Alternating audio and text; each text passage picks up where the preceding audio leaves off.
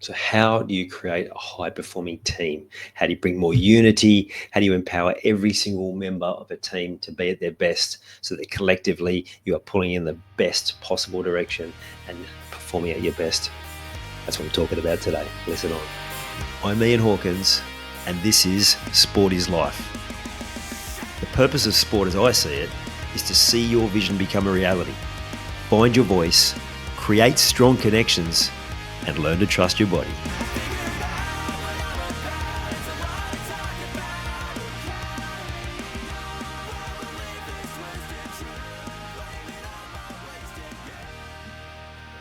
"100 episodes. Man, we got there quick. Been podcasting for 5 years now. Still learning plenty. Also finding there are things that I'm enjoying more than ever. There are other areas that perhaps I'm not always refining. But it's pretty cool to get 100 episodes. And a special shout out to all of those people who are there every week, listening to just about every episode. I can see from the data, also from the conversations we've had with a few people. So thank you to you people, especially, because that's what keeps it going. Thank you to all those who have tuned in recently. There's plenty of good stuff in the back catalogue if you want to go back and look through. But yeah, just a expression of gratitude and appreciation to all of you for showing up here and for doing the work. It's awesome. So for some of you might not know, but started business in, well, I tell people 2014, but I was looking up this presentation I did. I don't think it was paid work, so it probably doesn't count as business, but the first presentation I did, it was actually 2013. I did it for a private school for a mate of mine who, interestingly, I'm now working with him again at a different private school. And I was just looking through this presentation because I was thinking about a particular topic. It made me think of that when I looked it up. So I thought, I'm going to talk you through it because what I talked about that day is still so important now to get results, to improve, especially if you're in a team environment. And let's face it, we're all part of some sort of team, whether it's in business, whether it's a job, playing some sort of sport, family unit, friends, whatever it is. It's all team. It's all group. It's all looking for a better way to coexist together. So this one I started with, so it's all acronym, team, T-E-A-M, starting with T, is trust. And the best teams need trust. They need to have trust in self, first and foremost, and then to be able to have that trust in teammates.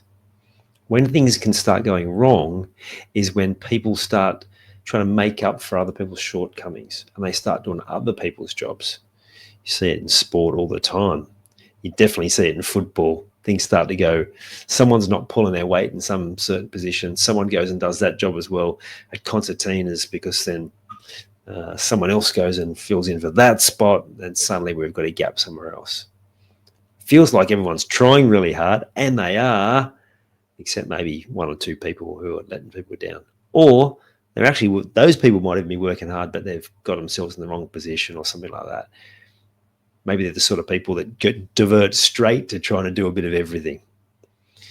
And there are those really hardworking players that are like that. I had a young fellow like that in my under-18s team last year. He was just so wholehearted. He worked so hard. But we were working on that away from his football, but also on the football field. Is he only responsible for your job? So that's the first thing. You've got to put trust in your teammates and you've got to trust yourself to do your job well. And one of the best ways to improve that trust is to start with what is it that each person's role is, getting that really clear, having really clear expectations on what they are. And then as a coach, or if you're the leader or captain or parent, whatever it is then one, trust them to go and do that to the best of their ability. And then two, how can you help them do those roles at a higher level? Because the teams with the best trust, every single member of that team, coach, player, parent, child, manager, staff member, whatever it is, they're all doing their absolute best towards the greater goal. And when you have clarity on what your role is, and then you're having someone empowering you to be better, then trust amplifies, and so do results. So that's the first one, trust. This is probably at a deeper level than I would have been teaching these young ladies who were in the first 11 at that particular school I was helping with. But I guess I've refined my processes and my knowledge a lot since then as well. The E is expectations. Now, you don't guarantee success when you have positive expectations, but you can pretty much guarantee that you're not going to go well if you've got a really low expectation about what you think you are capable of as an individual, as a team.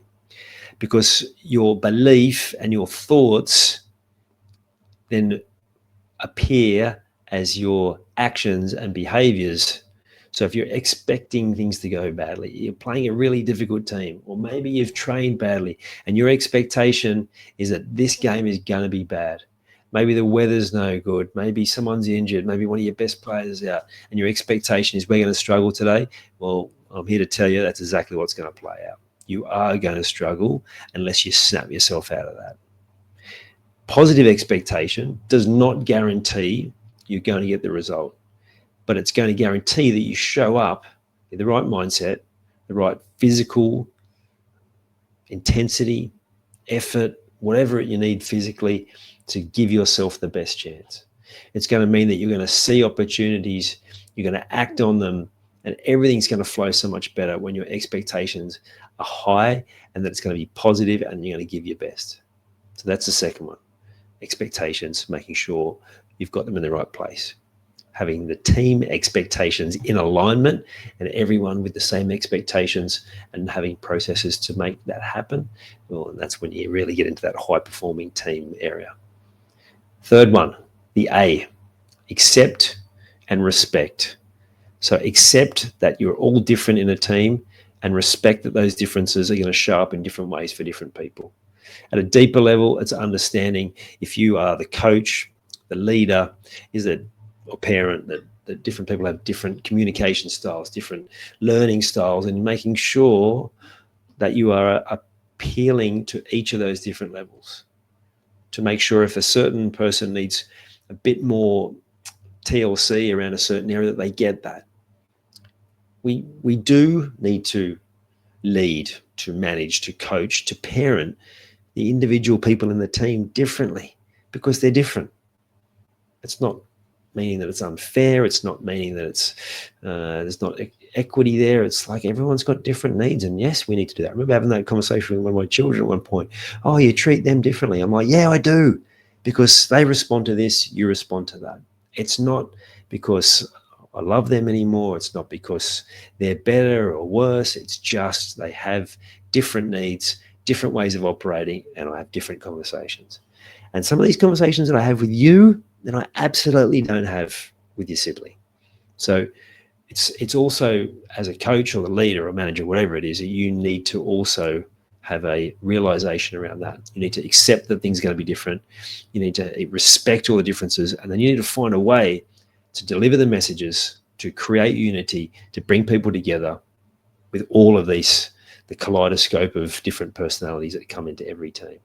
Now, there's a deeper way to do that. You look at each individual's unique makeup, get a greater understanding. That is something that I do now still with my clients. I've been doing that for 12 years now. It's something I do. When I was in corporate, I did it as well. It's something I've done with my family. Everyone I work with, at some point, that we look at each person's individual flow profile. So what is it that, how are they wired? What are their needs, their greatest needs? How do they operate the best? How do they learn best? And how do we interact with other people on different points of the spectrum? It increases that ability to accept others. It increases the level of respect. It increases the ability of that team to work together despite the huge differences in everyone's makeup. And the final part of team is my control. Focus on what is in my control. So that means focus on what's your control. And as the leader, teaching everyone else to focus on what they can control. So when I was talking to those young ladies those first 11 footballers, it was, you can't control the weather, you can't control the bounce of the ball, you can't control the referee. Sometimes you can't even control your own touch because you're doing the best that you can. You've got big intentions, but sometimes you just get it wrong. But what you can control is your attitude, how well you're listening to the coach, following the instructions, the intensity, the effort, the mentality that you're thinking. Those things you can control. So double down on those, triple down on those areas of control, and that's when you're going to get the best results. It's the same with you as a coach. You can't make them play better. You just can't. But you can have an influence and you can give instructions that will help them to, one, want to play better, and two, to find what they need to feel empowered to play at their best. So come back to control. Control the controllables. Everything else is wasted time and energy. And that applies to all teams, but it applies to every area of your life. It's amazing how many people get caught up in the drama still in things that are outside of their control. Oh my God, people in Australia, how much they invest in the whole US political landscape at the moment is crazy. Wasted time and energy, people. Who cares what they're doing over there? You cannot influence it. You cannot change it. What will be will be. If what's happening there is producing a fear in you, is producing frustration in you, is causing you to react certain ways, then that's something for you to own, for you to change your reaction to that. What's really going on inside you that's causing you to react to that? Because I have zero knowledge of, well, of course, people talk about it, so it comes back to me somehow. I don't care. It doesn't have any influence on my emotions because I'm doing the work on what is happening for me, not on all that junk. It's outside of my control. It's going to have no benefit to my life. It's certainly not going to improve things. It's going to take away precious time and energy for what I should be focusing on. So I'm not giving it anything. I'm not investing anything in that. I'm investing in what I can control, what's most important for me, and how I can have a better and more positive influence on the people that I care most about, whether that's family, friends, extended family, people I work with, the people I coach, anyone I come in contact with in my community and beyond. That's where you put your time and energy. So it's team, it's trust, it's